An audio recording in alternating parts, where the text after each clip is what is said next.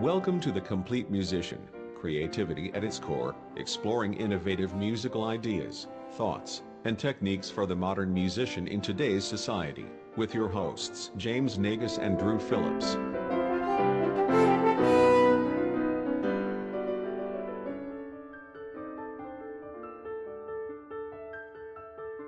Welcome to episode 4 of The Complete Musician, creativity at its core. I'm Drew. I'm James. How are you today, James? I'm good. How are you? Doing all right. James, I wanted to ask you, how are your chops doing this summer? My pork chops? My Iowa pork chops? No, I mean your karate chops. Oh, you mean my lips. My embouchure. Well, let me ask you, have you been playing much this summer? I've been playing some, but sometimes it's really hard to get into a pattern like you do during the academic year of playing with all of your commitments and concerts and things. When in the summer you travel and you have a lot of obligations going on that may not involve being in school and playing. So basically what you're saying is you took a vacation. I have taken a few vacations, not only traveling, but from the horn. A horn vacation, yes. That is a healthy thing. A horncation, exactly. Aww. So James, since we're talking about playing during the summer, sometimes, like we said, it's easy to get out of that routine and you find yourself in not the greatest shape like you do when you're playing all the time. Well, and sometimes it's not just summer that prevents you from playing, but things like if you're sick or... sometimes you're in jail. Yes, sometimes you get incarcerated. And other times, for whatever reason, if you can't practice like you normally can, you can take days off the horn. And I think the old saying is, 1 day away from the horn, you notice. 2 days off the horn, the people around you notice. And 3 days, everybody notices. Everyone around you notices. Right, and we don't want that. Definitely not. And when you approach the new academic year, you want to be in the best playing shape possible so that you can, do your auditions if you have ensemble auditions as a student, or if you're picking up with your newest symphony season and you have a lot of hard literature to play. You want to make sure that you're in the best shape possible. So when you have to get ready for these events, and maybe you haven't played as much over the summer, there's certain things that you can do to help yourself get back in shape and avoid the dreaded... which is our topic for today, summer chops. And I know we both approach getting back in shape during summer. Probably we both share some things. We may do some things a little differently. So that's what we're going to talk about today. I think it also goes without saying that everyone is a little bit different, and this is also dependent on how much time you've taken off. For example, if you're traveling or have a week vacation over the summer, taking a week off is not too bad, but sometimes you have to take an extended period off. Like, personally, a couple summers ago when I got married, I took almost a month off of the horn because of moving and because of traveling to go places and preparation and honeymoon too. So I took quite a bit of time off the horn. So there was a lot of things I had to do really slowly and really carefully to get back in good playing shape. But you were able to. I was able to. Good. Thanks. One of the keys to my getting back in shape, even again if I've taken off a really extended amount of time or if I've taken off a little amount of time, say again a few days or a week, is I make sure to take things slow right from the beginning so that I don't overexert myself. So, and by slow, do you mean rhythmically slow or slow in terms of expanding your range? I mean, I sit in the car and idle down the road while playing the horn slow. That's what I actually mean. No, I'm kidding. So you mean you were practicing and getting back in shape at the same rate as someone waiting in the DMV? Yeah, or, waiting for a line to open at Walmart slow. Exactly right. No, I'm kidding. When I say slowly, I mean keeping things in a really closed range, so I don't expand outward, either high or low, too quickly. So, for example, would you say, what would be one of the first exercises that you would do? I know a lot of people have a lot to say about this topic, but one of the first things I like to do is just some long tones when I first start out my practice and start rebuilding. I know they can be strenuous if done for too long of an amount of time, but I like to use them as resetting the chops and finding where each pitch sits. And focusing on just a good sound, right? Focusing on making sure that my tone is even between notes and making sure that I'm making the best tone possible. Do you like to do crescendo, decrescendo, long tones, straight tone, long tones? When I first start out, I think I just do straight tone long tones just to make sure that the lips are vibrating really evenly before adding any kind of extra thing to them. Kind of going back to our limitations talk we had a couple of podcasts ago, but definitely getting into some crescendo, decrescendo, going to some extremes of volume, absolutely. So I do like to do long tones first, and then afterwards I'll do some really simple overtone exercises between pitches, but again, in a really close range so that I'm not getting too high or too low too quickly. Mm-hmm. I think that's similar to the things I do. My version of long tones is starting on middle C and then holding that note out and then doing a chromatic slur down to the C octave below that. And so bookending the chromatics with long tones and then just working my way chromatically down, expanding low first before moving high. And I think that's really important, especially when getting chops back, is to start low first before you move high. And even probably in the first couple of days, not even go above F or, top space G. I completely agree with you. If I was to make kind of a plan for myself over the days that I get back in shape, I've heard somewhere, and maybe you can add to this where it comes from, but I've heard that for every day that you take off, you have to double that to get back in shape. Yeah, I've heard that. All right, so in a typical first day that I get back on the horn, I usually only play for about 20 minutes because I really don't want to overexert myself. And playing much more than that is going to tire you out.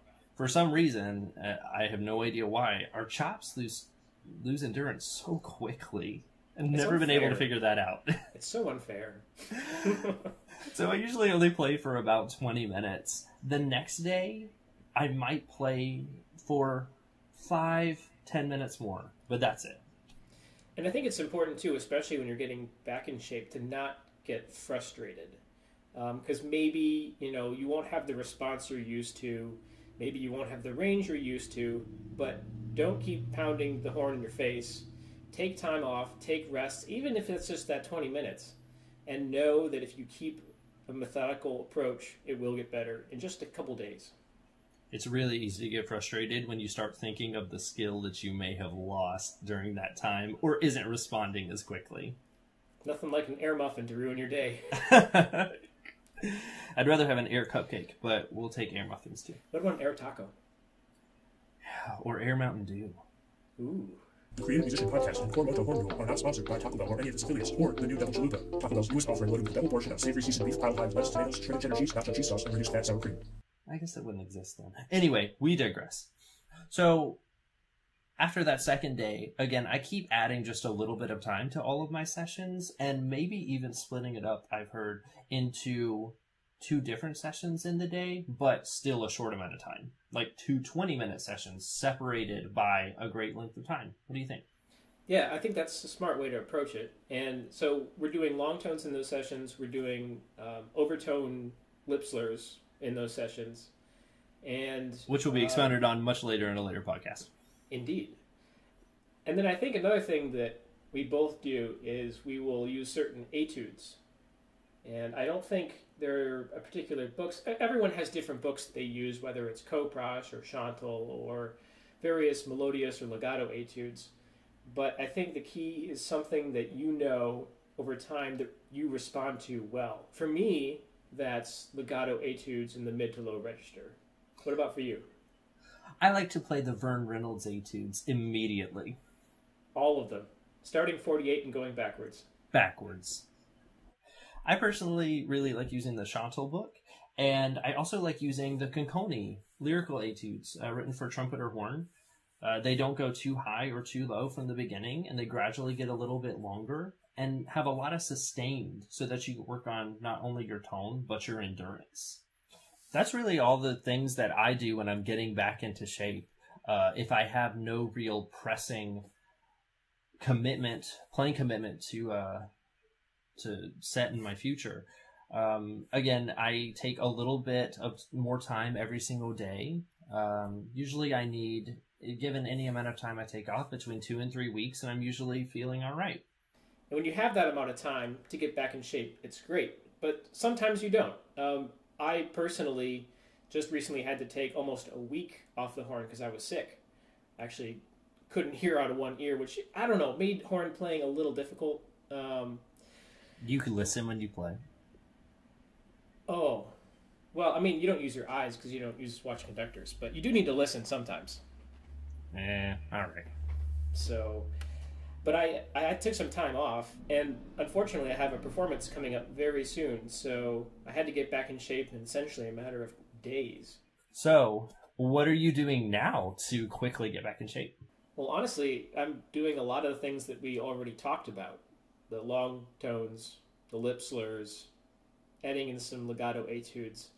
I'm just doing it perhaps a little quicker together and closer together than if you had the luxury of 2 weeks. But I think the important thing is that taking rest and taking time still between sessions, not resorting to pressure to get the high notes, just trusting that if you keep a methodical approach, your range will come back, your response will come back to what it was before.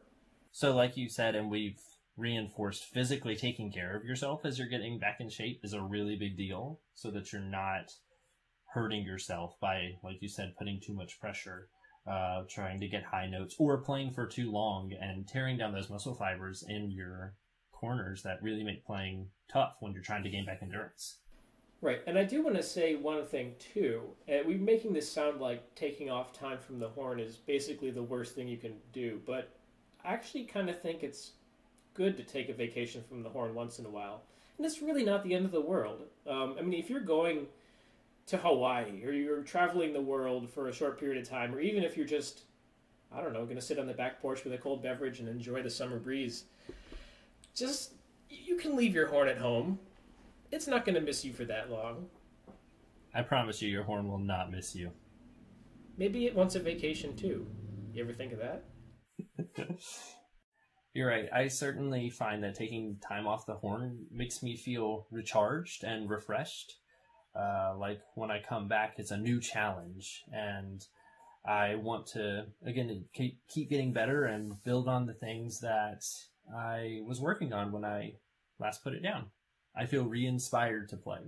So I think the takeaway, or perhaps the important thing here, is that regardless of the situation that you were in, when you're getting back in shape, when you're getting past the summer chops, it's important to reapproach the horn with a sense of direction, with a sense of technique, good tone, good range, good form, good clothes, good posture, good food, good TV, many unbearable hours later, fashionable shoes, sensible heels, socks with sandals.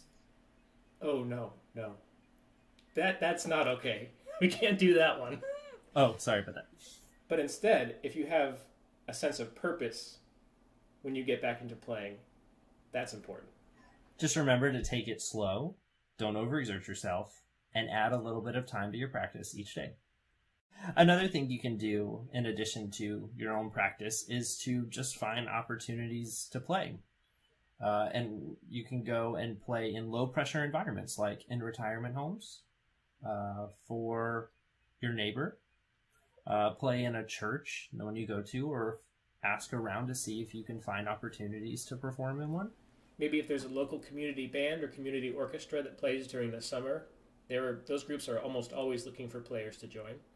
Another thing I do to stay in shape during the summer is I teach lessons. I play with my students in their lessons, and it helps keep my chops up as well as theirs while they're improving. And say that you absolutely cannot part yourself from playing if you go on vacation. I know people that take mouthpieces. I know there's devices that's essentially just a little pipe that you can put your mouthpiece into that actually works quite well to just keep the vibrations going. So there is that option. They also have these little, I don't know if you've seen them, they're like little mini horns. They're kind of adorable. I don't think they sound that great, but they do kind of work. I can't get it at Sam's Club? No. I'm not interested. If you do, you have to get 10 of them. You know what they really need to invent? A What's plastic horn. Like the P-bone. Oh no. The tone quality would be wretched, but it would be really convenient for travel. Yeah, you could stay in shape while also feeling terrible about yourself. But we're all about feeling good about ourselves. So until they invent that miraculous device, we'll stick with our horns. So we've been talking about getting back in shape and all the kind of things you should do when you're trying to regain chops after some time off. So we thought we'd give a little sample routine of something that you can do to get back in shape in this process. The first thing you do is, in this routine, is 30 seconds to a minute of free buzzing or mouthpiece buzzing, doing some sirens up and down, maybe in some kind of interval, like a perfect fifth. That's personally what I like to use. You can even do this as you're unpacking your instrument, getting ready to practice. The next step is doing a couple minutes of long tones, starting on middle C and going down chromatically just to F, a fifth below, and then going back to middle C and going chromatically up to G. And you can play these just straight, just going for nice solid sound and good tone. Or you can do it crescendo decrescendo, which is a more typical long tone style. Next in this routine is maybe around 5 minutes of overtone series exercises, which we will expound upon again in a much later podcast. But if you need any help, reference over to Jeff Agrell's new book, Horn Techniques. So, without that shameless plug, what I like to do is doing them in a small enclosed range. So maybe one thing you want to do is start on open F horn with either going from E to G or C to E, some really simple oscillations. For example, going...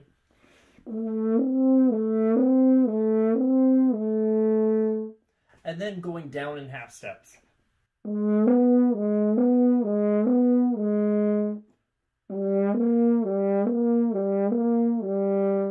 Etc., all the way down in the valve combinations.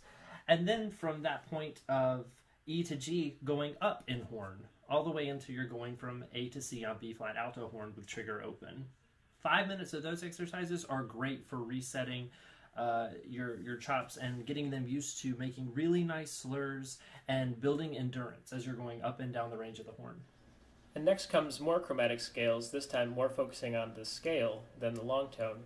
Start on middle C and go down a full octave. And the goal here isn't speed, but it's getting and centering every single note and just stretching down. And then work your way down from F down to low pedal F. After that, do some chromatic scales upwards, starting on middle C, going up to third space C, and then raising by half steps, all the way up to G, to second line G in the staff, only up to high G. You're not trying to overexert yourself and going as high as you possibly can right away. Next, it's time to add some printed music. So maybe 10 minutes or so of etude practice. And these can be any etudes, lyrical or technical, but the important thing here is you don't want to go beyond the range, especially not higher than what you've already warmed up to. Some etude books that might be good to check out are, of course, the Koprosh method, the Chantal etudes, which is the grand theoretical method. I personally like using the Conconi lyrical etudes for trumpet or horn. The Shoemaker are another nice set of lyrical etudes as well. Some other good ones are Paul Basler's legato etudes based on interval that are really nice for playing really connected and musical. And Drew, I know you have an etude book of high range expansion overtone etudes, don't you? I do. My duet book, Reaching Higher, is a duet book for two horn players to expand their high range using overtone series combinations. That would be great in better acquisition on high range, even if you're just trying to get back in shape. And James, you know, I know there are some modal etudes that you've written that are pretty good, that are pretty simple for getting back in shape, right? Oh, that's so thoughtful of you to bring up. But in all seriousness, yeah, these are a book called Approaching Atonality, and the etudes are designed sequentially so that each one expands by only a half step in only one direction at a time. So it is good for rebuilding embouchure. So apart from those shameless plugs, the last thing to do in your routine is just some slurring down of overtone partials and kind of a warm down, so that you're going from high to low and letting the lips relax from the work that you just did. What I like to do is I like to start on third space C with trigger open and gliss my way down not very far, maybe just an octave. For example,